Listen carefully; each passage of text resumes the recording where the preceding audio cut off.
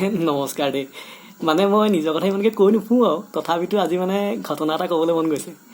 সৰুতে মানে মই বেলেগ ধৰণৰ চোকা আছিলোঁ, বেলেগ ধৰণৰ।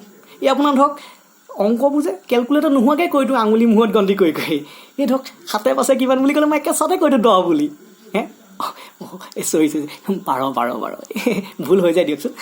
কিন্তু মোৰ এই টেলেণ্টটো দেখি দেউতাই তেতিয়াই গম পাইছিলে ইয়াও ভৱিষ্যত বেলেগ উজ্জ্বল, ই বহুত আগবাঢ়িব।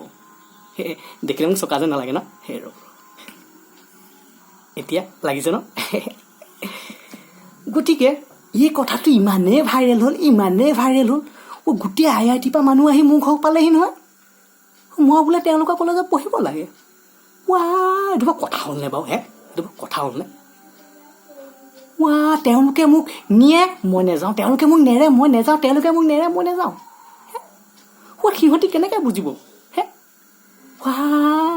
মই মোৰ 3 মহীয়াৰ মোবাইল ৰিপেয়াৰিঙৰ কৰ্চটো এইবাৰ মই IIT পঢ়িবগৈ পাৰোঁনে?